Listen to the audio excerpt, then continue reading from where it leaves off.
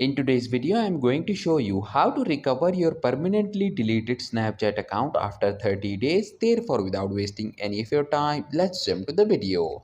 So if you want to recover your permanently deleted Snapchat account, what you need to do is to open your internet browser, and in the search bar, you need to type snapchat.com/support.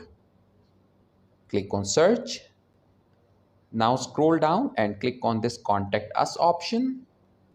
Select the second option, I cannot access my account. Then scroll down and click on the last option that says I see an error message when I log in. Once again scroll down, and in front of this option that says still need help, click on yes.